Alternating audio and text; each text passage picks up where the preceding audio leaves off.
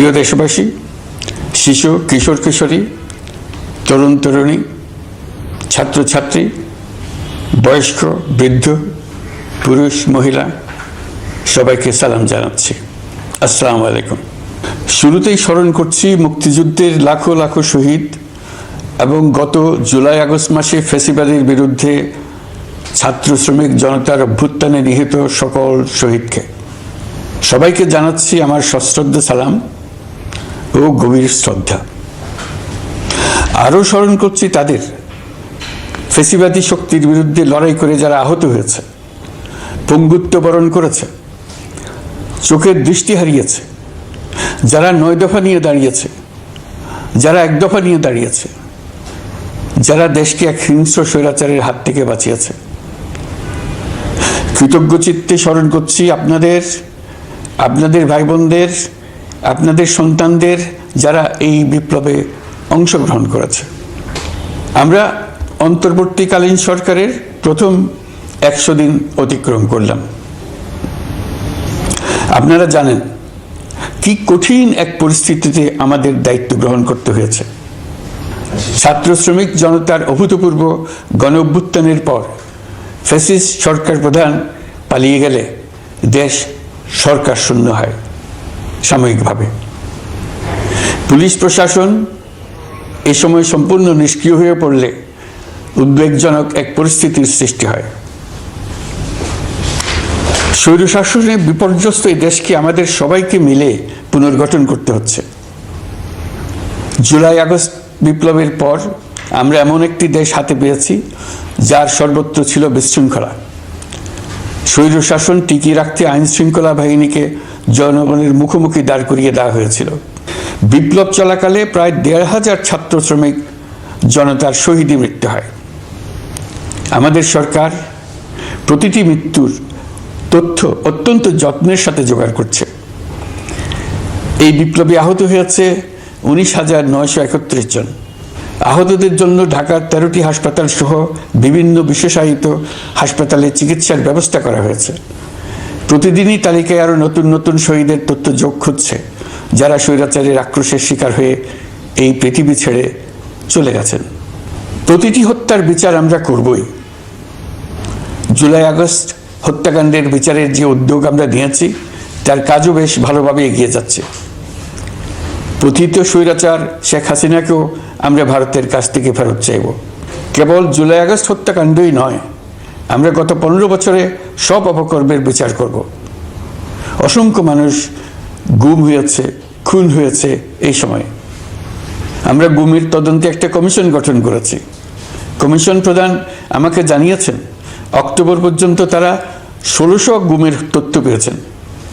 তাদের ধারণা এই সংখ্যা 3,500 ছাড়িয়ে যাবে। অনেকেই কমিশনের কাছে গুমের অভিযোগ করতে ভয় পাচ্ছেন, এই ভেবে যে অভিযুক্ত ব্যক্তিদের দ্বারা তারা আবার আক্রান্ত হতে পারেন, ক্ষতিগ্রস্ত হতে পারেন। আমি আপনাদের আশ্বস্ত করতে চাই, আপনারা দ্বিধাহীন চিত্তে কমিশনকে আপনাদের অভিযোগ জানান। কারো সাধ্য নাই আপনাদের গায়ে আবার হাত দেয়। গুম কমিশনের সদস্যদের কাছে ভুক্তভোগীদের যে বিবরণ আমরা পেয়েছি তা অত্যন্ত মর্মান্তিক।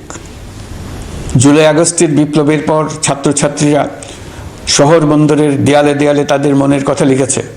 তাদেরও আগে যারা গুমের শিকার হয়েছে প্রতিটি গোপন আস্তানার দেয়ালে দেয়ালে তারা লিখে গেছেন তাদের কষ্টের মর্মস্পর্শী বিবরণ। তাদের এইসব কষ্টের কথা শুনে আমাদের হৃদয় কেঁপে উঠেছে। এসবের সঙ্গে জড়িতদের আমরা বিচারের কাঠগড়ায় দাঁড় করাবই। অভিযুক্ত যত শক্তিশালী হোক, যে বাহিনীরই হোক, তাকে ছাড় দেওয়ার কোনো সুযোগ নেই। কেবল দেশে নয়, গুম, খুন ও জুলাই আগস্ট গণহত্যার সাথে জড়িতদের আমরা আন্তর্জাতিক আদালতেও বিচারের উদ্যোগ নিয়েছি। ইন্টারন্যাশনাল ক্রিমিনাল কোর্টের প্রধান কৌশলী করিম খানের সঙ্গে আমার এই ব্যাপারে ইতিমধ্যে কথা হয়েছে। আইন শৃঙ্খলা রক্ষাকারী বাহিনীগুলোর কোনো সদস্য কিংবা অন্য কেউ যাতে হত্যা, গুম সহ এই ধরনের কোনো অপরাধে জড়িয়ে পড়তে না পারে, এই জন্য আমরা গুম বিরোধী আন্তর্জাতিক সনদে স্বাক্ষর করেছি। আপনারা দেখেছেন জাতিসংঘের আন্তর্জাতিক মানবাধিকার বিষয়ক হাই কমিশনার ফলকার তুর্ক সম্প্রতি বাংলাদেশ সফর করেছেন। জাতিসংঘ জুলাই আগস্ট হত্যাকাণ্ডের তদন্তে আমাদের সহযোগিতার হাত বাড়িয়ে দিয়েছেন। ডিসেম্বর প্রথম সপ্তাহে তারা আমাদেরকে তাদের রিপোর্ট হস্তান্তর করার প্রতিশ্রুতি দিয়েছে।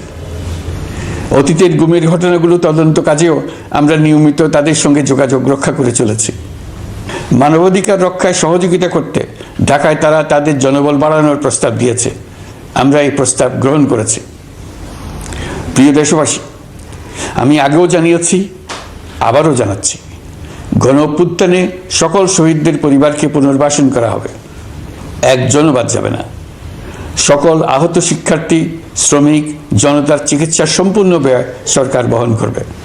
আহতদের দীর্ঘমেয়াদী এবং ব্যয়বহুল চিকিৎসা এবং শহীদদের পরিবারের দেখাশোনার জন্য স্বাস্থ্য মন্ত্রণালয়ের নেতৃত্বে একটি পূর্ণাঙ্গ তালিকা প্রস্তুত করা হয়েছে। প্রতিটি শহীদ পরিবারকে সরকারের পক্ষ থেকে 30 লক্ষ টাকা দেওয়া হচ্ছে। যারা বুলেটের আঘাতে তাদের দৃষ্টিশক্তি হারিয়েছেন, তাদের চিকিৎসার জন্য নেপাল থেকে কর্নিয়া আনার ব্যবস্থা করা হয়েছে এবং যাদের প্রয়োজন তাদেরকে সরকারের পক্ষ থেকে বিদেশে চিকিৎসার জন্য পাঠানো হচ্ছে। জুলাই অভ্যুত্থানের কোনো শহীদ এবং আহত ছাত্র, শ্রমিক, চিকিৎসা সেবা এবং পুনর্বাসন পরিকল্পনা থেকে বাদ যাবে না। এটি অন্তর্বর্তীকালীন সরকারের অঙ্গীকার। এই গণ অভ্যুত্থানের শহীদের স্মৃতি ধরে রাখতে গঠিত জুলাই শহীদ স্মৃতি ফাউন্ডেশন বেশ পাকাপোক্তভাবে তাদের কাজ শুরু করেছে। এই ফাউন্ডেশনকে সরকার 100 কোটি টাকা অনুদান দিয়েছে।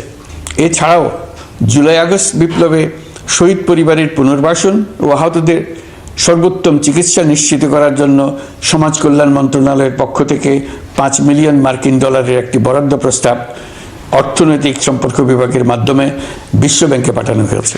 পতিত স্বৈরাচার পুলিশকে দলীয় কর্মীর মতো ব্যবহার করেছে। বাধ্য হয়ে তাদের অনেকেই গণহত্যায় অংশ নিয়েছেন। খুবই স্বাভাবিক প্রতিক্রিয়া হিসেবে তারা জনরোষের শিকার হয়েছেন। এতে তাদের মনোবল অনেক কমে যায়। আমরা পুলিশের মনোবল ফিরিয়ে এনে তাদের আবার আইন শৃঙ্খলা রক্ষায় কাজে লাগানোর চেষ্টা করছি। এই ক্ষেত্রে অনেক দৃশ্যমান উন্নতিও হয়েছে। আইন শৃঙ্খলা রক্ষায় বাংলাদেশ সেনাবাহিনীকেও কিছু নির্বাহী ক্ষমতা দেওয়া হয়েছে, যা পরিস্থিতির দৃশ্যমান উন্নতিতে সহায়তা করেছে। আমি আপনাদের সবাইকে ধন্যবাদ জানাই। কঠিন এই সময়ে আপনারা সবাই অপরিসীম ধৈর্যের পরিচয় দিয়েছেন। ধন্যবাদ জানাই দেশের রাজনৈতিক দলের নেতৃবৃন্দকে। তারা তাদের কর্মীদের শান্ত থাকার আহ্বান জানিয়েছেন। প্রতিশোধ স্পৃহায় লিপ্ত হয়ে কেউ যাতে হানাহানিতে জড়িয়ে না পড়ে সেই আহ্বান জানিয়েছেন। আপনাদের সবাই এই আহ্বানে সাড়া দিয়েছেন। ফেসিবাদী শক্তি ভয় দেখিয়েছিল তারা ক্ষমতা ছাড়লে দেশে লাখ লাখ লোক মারা পড়বে।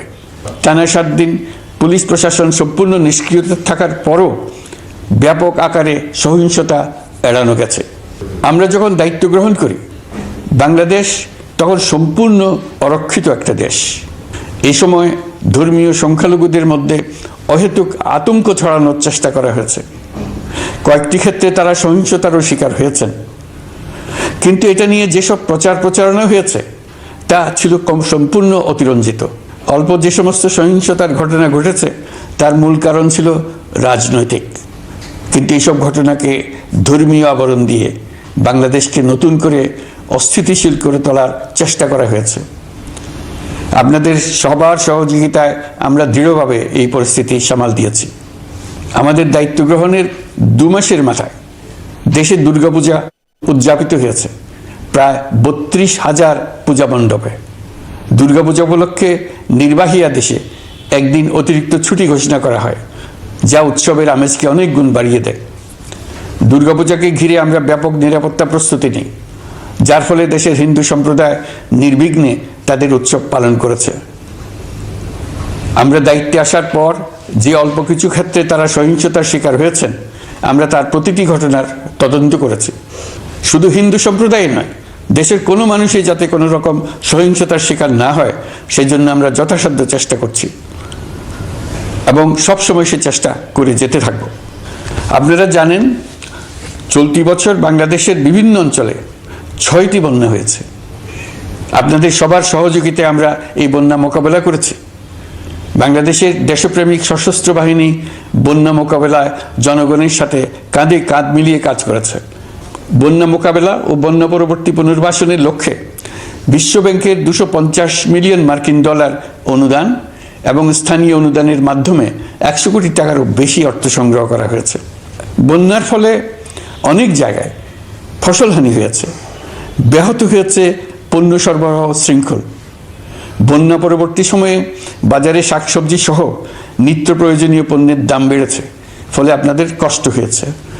নিত্য পণ্যের দাম সহনীয় পর্যায়ে রাখতে আমরা যথাসাধ্য চেষ্টা করছি।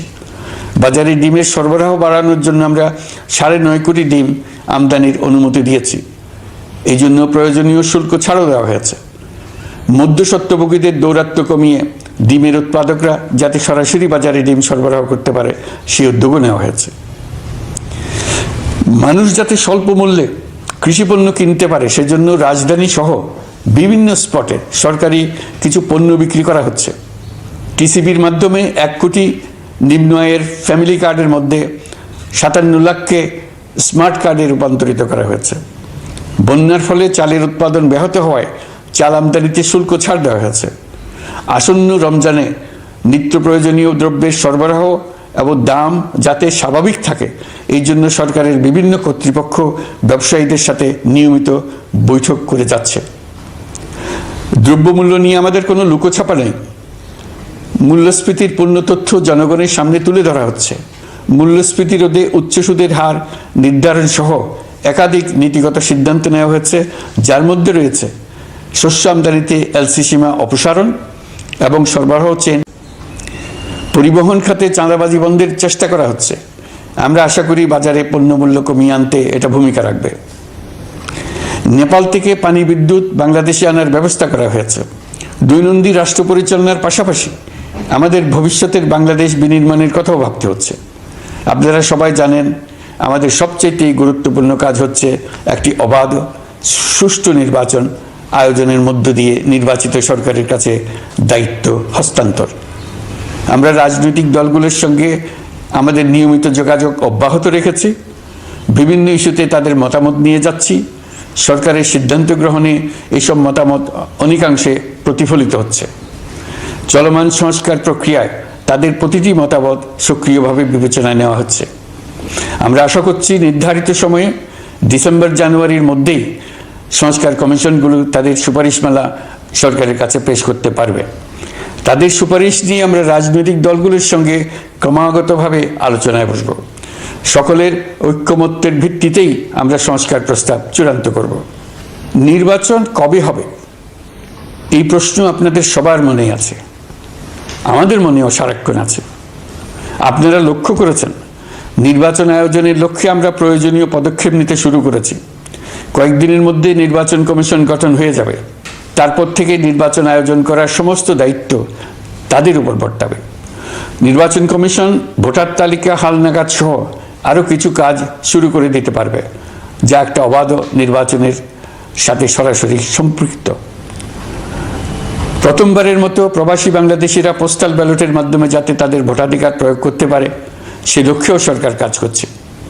তবে আমরা মনে করি না যে একটা নির্বাচন কমিশন গঠন করে দিলেই নির্বাচন আয়োজনে আমাদের দায়িত্ব শেষ। রাষ্ট্র ব্যবস্থায় সংস্কার আমাদের এই সরকারের অন্যতম অঙ্গীকার। আপনারাই আমাদেরকে এই ম্যান্ডেট দিয়েছেন। যেই 6টি সংস্কার কমিশন আমরা শুরুতে গঠন করেছিলাম তারা ইতিমধ্যে তাদের কার্যক্রম অনেক দূর এগিয়ে নিয়েছে। বিভিন্ন গণমাধ্যমে আপনারা তাদের কার্যক্রমের আপডেটও দেখছেন। কয়েকটি সংস্কার কমিশন ডিজিটাল প্ল্যাটফর্ম গঠন করেছে। আমার অনুরোধ আপনারা এই প্ল্যাটফর্মে উৎসাহ সহকারে আপনাদের মতামত জানাতে থাকুন। প্রথম 6টি সংস্কার কমিশনের মধ্যে একটি হলো নির্বাচন সংস্কার কমিশন। নির্বাচন অনুষ্ঠানের জন্য এই কমিশনের সুপারিশমালা অত্যন্ত জরুরি। তাদের প্ল্যাটফর্মে যান, আপনার মতামত খোলাখুলিভাবে তুলে ধরুন। আপনি দেশের মালিক, আপনি বলে দিন আপনি কি চান, কিভাবে চান। নির্বাচন নিয়ে আপনাদের সকল বক্তব্য বিনা দ্বিধায় বলতে থাকুন। আপনার মনের কথা তুলে ধরুন। আমার অনুরোধ সংস্কারের কথাটাও একই সঙ্গে বলুন। সংস্কারকে পাশ কাটিয়ে যাবেন না। নির্বাচনের কথা বলার সঙ্গে নির্বাচন ও অন্যান্য ক্ষেত্রে সংস্কারের কথাটিও বলুন। সংস্কার হলো জাতির দীর্ঘমেয়াদী জীবনী শক্তি। সংস্কার জাতিকে বিশেষ করে আমাদের তরুণ তরুণীদের নতুন পৃথিবী সৃষ্টির সুযোগ দেবে, জাতিকে বঞ্চিত করবেন না। নির্বাচন আয়োজনে যে সংস্কার কমিশনের সুপারিশমালায় রাজনৈতিক দলসমূহ এবং দেশের সকল মানুষের মতামত অপরিহার্য, সেই কমিশন হলো সংবিধান সংস্কার কমিশন। এই সুপারিশমালার যে অংশ সকলের কাছে গ্রহণযোগ্য হবে তার ভিত্তিতে নির্বাচনী আইন সংশোধন করতে হবে। সমান্তরালভাবে ভোটার তালিকাও হালনাগাদ করার প্রক্রিয়া চলতে থাকবে। আমি নিশ্চিত নই সংস্কার প্রস্তাবসমূহ বাস্তবায়নের সুযোগ আমরা কতটুকু পাব, তবে আমি আপনাদের কথা দিচ্ছি, আপনারা সুযোগ দিলে প্রয়োজনীয় কিছু অত্যাবশ্যকীয় সংস্কার কাজ শেষ করেই আমরা আপনাদের কাঙ্ক্ষিত নির্বাচন আয়োজন করব। ততদিন পর্যন্ত আমি আপনাদের ধৈর্য ধারণ করার অনুরোধ করব। আমরা চাইব আমরা যেন এমন একটি নির্বাচন ব্যবস্থা সৃষ্টি করতে পারি যা যুগ যুগ ধরে অনুসরণ করা যাবে। এর ফলে সাংবৎসরিক রাজনৈতিক সংকট থেকে আমাদের দেশ রক্ষা পাবে। এই জন্য প্রয়োজনীয় সময়টুকু আমি আপনাদের কাছ থেকে চেয়ে নিচ্ছি। নির্বাচনী সংস্কারের সিদ্ধান্ত হয়ে গেলে খুব দ্রুত আপনারা নির্বাচনের রোডম্যাপও পেয়ে যাবেন। অন্তর্বর্তী সরকার সৃষ্টি হয়েছে রাজনীতিকে নীতির কাঠামোয় আনার জন্য এবং রাজনীতির জন্য নতুন পরিবেশ সৃষ্টির নিবিড় আকাঙ্ক্ষা থেকে। এই আকাঙ্ক্ষা পূরণ করা থেকে জাতিকে বঞ্চিত করবেন না। নির্বাচনের ট্রেন যাত্রা শুরু করেছে, এটা আর থামবে না, কিন্তু যেতে যেতে আমাদের অনেকগুলো কাজ সেরে ফেলতে হবে।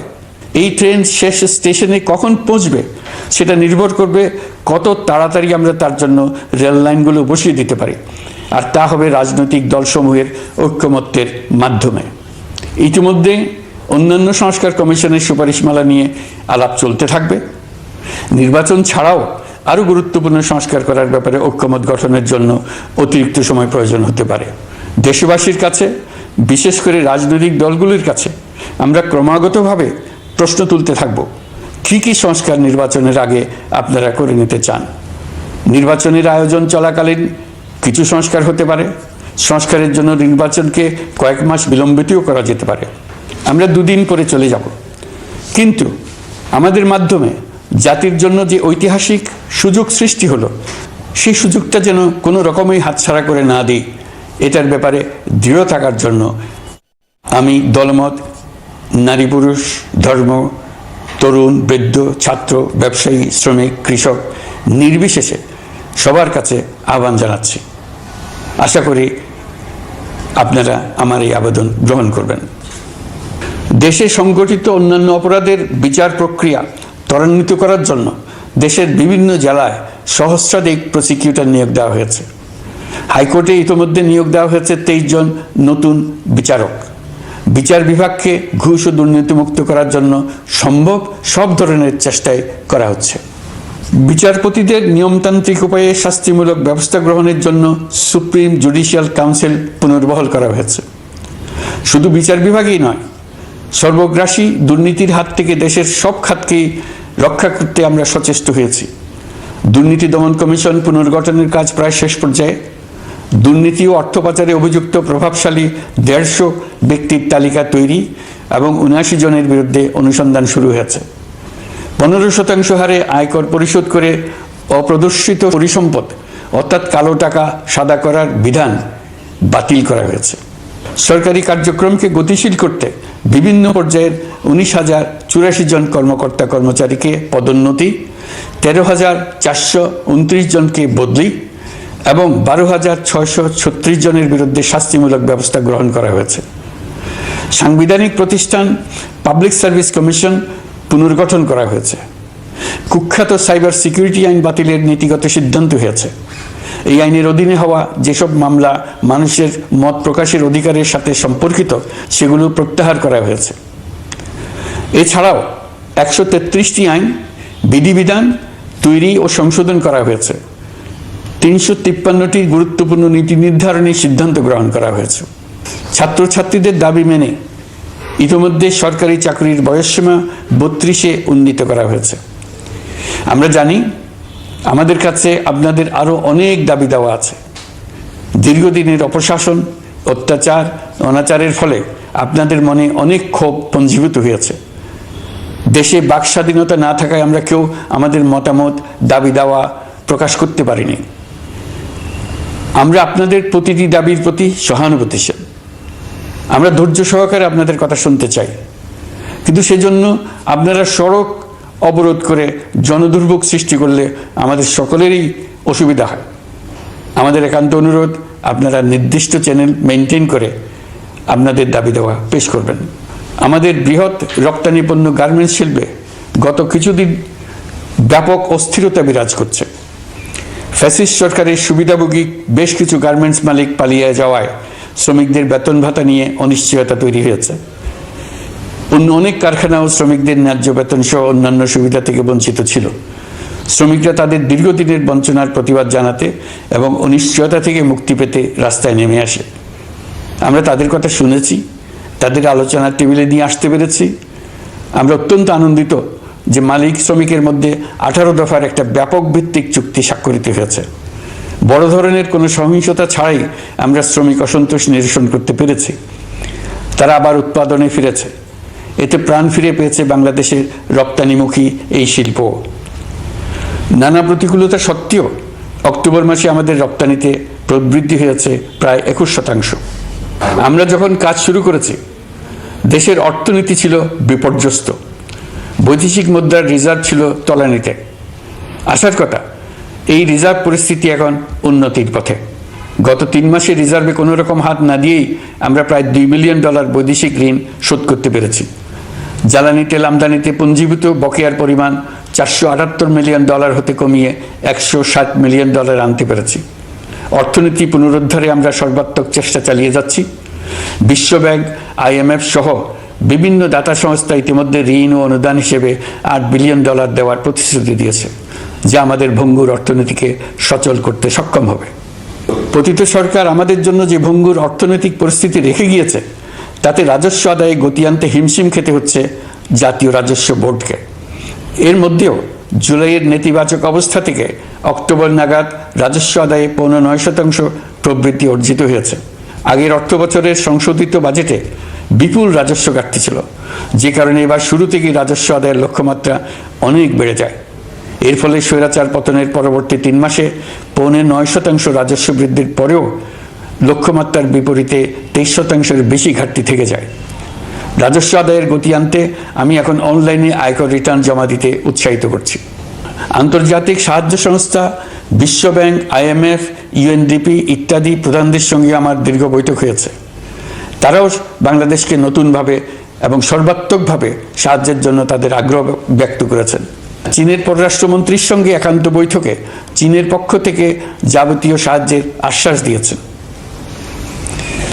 100 দিন আগে আর্থিক দিক থেকে আমরা যে লণ্ডভণ্ড অবস্থা থেকে যাত্রা শুরু করেছিলাম, সেটা এখন অতীত ইতিহাস হয়ে দাঁড়িয়েছে। এই 100 দিনে অর্থনীতি সবল অবস্থানে চলে আসছে। এটা সম্পূর্ণ নিজস্ব নীতিমালা দিয়ে হয়েছে। বলা বাহুল্য, এখনো আমাদের বন্ধুদের কাছ থেকে যে সাহায্যের আয়োজন হয়েছে তা আসা শুরু করেনি। বন্ধু রাষ্ট্রগুলো শুধু যে আমাদের বড় বড় অঙ্কের সাহায্য দিয়ে আসছে তাই নয়, তারা এই সাহায্য দ্রুততম সময়ে আসা শুরু করবে এই প্রতিশ্রুতিও আমাকে দিয়েছেন। এই সাহায্য আসা শুরু করলে আমাদের অর্থনীতি অত্যন্ত মজবুত এবং আকর্ষণীয় অর্থনীতিতে পরিণত হবে। বিদেশি বিনিয়োগকারীরাও নানা রকম বিনিয়োগে উৎসাহিত হয়ে এগিয়ে আসবে। বিনিয়োগকারীদের সঙ্গে এখন থেকে আমরা আলোচনা শুরু করে দিয়েছি। বিশ্বের রাষ্ট্রপুঞ্জের মজলিসে আমরা এখন সম্মানিত এবং প্রশংসিত দেশের অবস্থানে পৌঁছতে পেরেছি। এর কারণে পরাজিত শক্তি নানা কৌশল করেও তাদের দিকে দৃষ্টি আকর্ষণ করতে পারছে না। তারা নানা চেহারা নিয়ে আপনাদের প্রিয়পাত্র হবার চেষ্টা করছে। পরাজিত শক্তির ষড়যন্ত্র থেকে নিজেকে মুক্ত রাখুন, দেশকে মুক্ত রাখুন। এই ব্যাপারে অনড় থাকুন। এমন কিছু করবেন না যা তাদেরকে উৎসাহিত করতে সাহায্য করে। তাদেরকে সকল দিক থেকে নিরাশ করুন। সেটা নিশ্চিত করতে পারলে আমাদের আর কোনো বিষয়ে সংশয় করার প্রয়োজন নেই। সরকারের পক্ষ থেকে আমি নিশ্চয়তা দিচ্ছি, সকল প্রকার সীমাবদ্ধতা সত্ত্বেও আমরা আপনাদেরকে একটা মজবুত অর্থনীতি দিয়ে যাব। ভবিষ্যতে চলার পথকে সহজগম্য করে যাব। নাগরিক অধিকারসমূহ নিশ্চিত করে যাব। বিপক্ষ শক্তি যত শক্তিশালী হোক, নাশকতার যত রকম উদ্ভট পরিকল্পনাই করুক, সব কিছু নস্যাৎ করার জন্য প্রস্তুত থাকুন। এবার যে মুক্তি আমরা অর্জন করেছি তা আমাদের কাছ থেকে কেউ যেন ছিনিয়ে নিতে না পারে।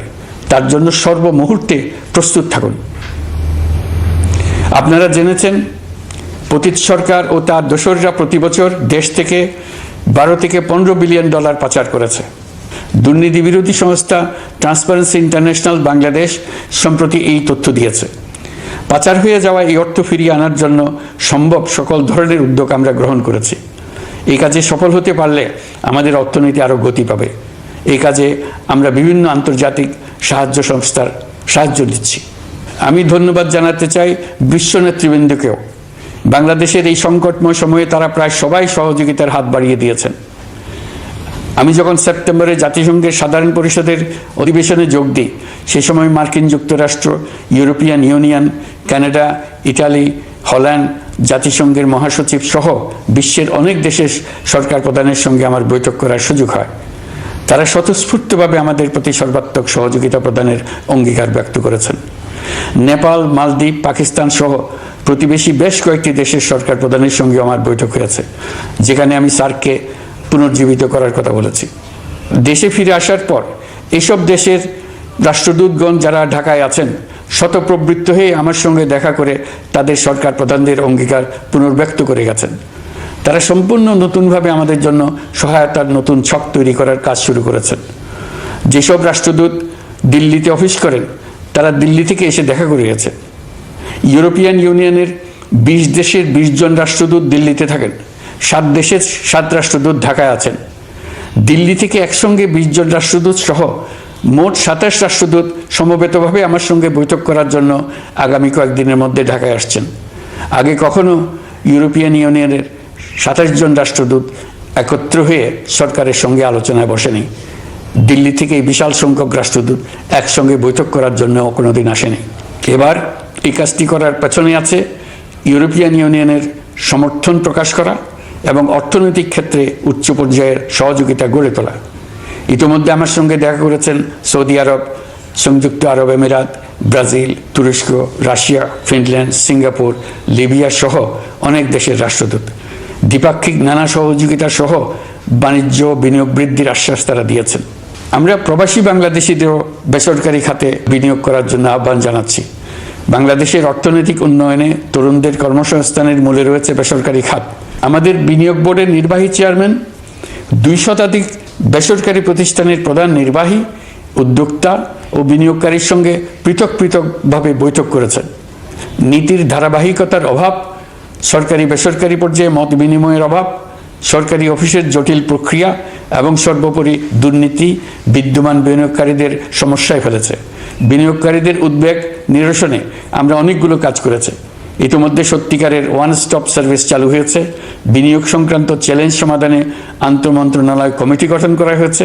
বেসরকারি খাতের উপদেষ্টা কাউন্সিল ও ডিজিটালাইজেশনের মাধ্যমে সরকারি অফিসে না এসে প্রয়োজনীয় কর্মসম্পাদনের পদক্ষেপ নেওয়া হয়েছে। বিনিয়োগ উন্নয়ন সংস্থা আমাদের অগ্রগতির বিষয়ে সবাইকে মাসিক ভিত্তিতে আপডেট করে যাচ্ছে। আমরা প্রবাসীদের কল্যাণে কাজ করছি।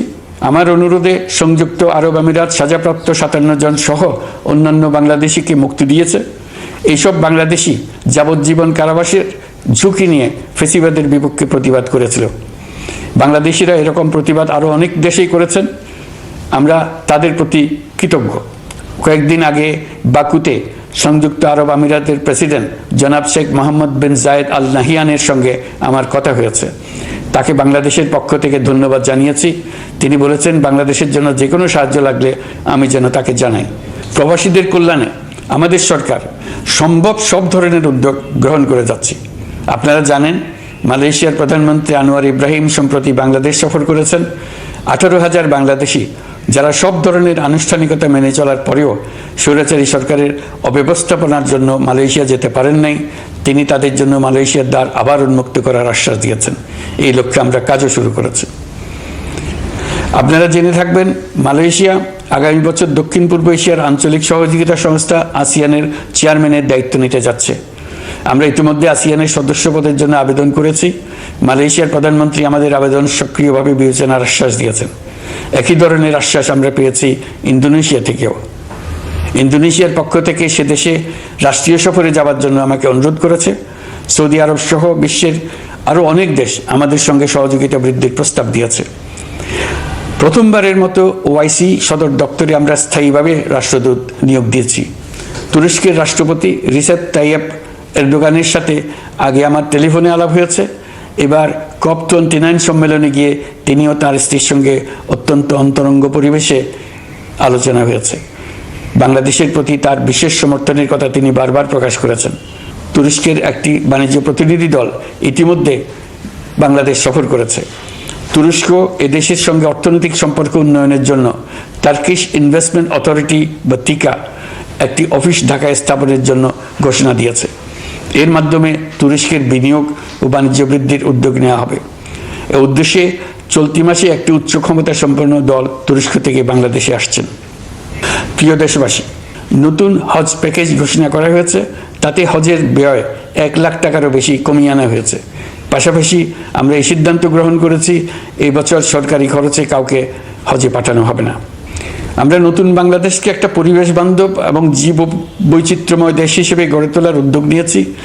এটি তরুণদের আকাঙ্ক্ষা, আমাদের সবারই আকাঙ্ক্ষা। সেই লক্ষ্যে আমি প্রথমেই একটি ক্ষুদ্র পদক্ষেপ নিয়েছি। সমগ্র সচিবালয়ে প্লাস্টিকের পানির বোতল ব্যবহার নিষিদ্ধ করেছি। ইতিমধ্যে সুপার শপগুলোতে পলিথিনের শপিং ব্যাগ ব্যবহার বন্ধ করার উদ্যোগ নেওয়া হয়েছে। গত কয়েক দশকে যে পরিমাণ নদী দূষণ হয়েছে, আমরা তা বন্ধ করার উদ্যোগ নিয়েছি। আপনারা সবাই অবগত আছেন, জলবায়ু পরিবর্তন আমাদের জীবনযাত্রার জন্য কীরকম হুমকি হয়ে আসছে। গত 1 বছরে বাংলাদেশ প্রায় 15টি প্রাকৃতিক দুর্যোগের শিকার হয়েছে। মানুষের সৃষ্ট নানাবিধ দুর্যোগের পাশাপাশি এইসব প্রাকৃতিক দুর্যোগের বিপক্ষেও আমাদের লড়তে হচ্ছে। আজারবাইজানে জলবায়ু সম্মেলনে বিশ্ব নেতৃবৃন্দকে আমি আমার উদ্যোগের কথা জানিয়েছি।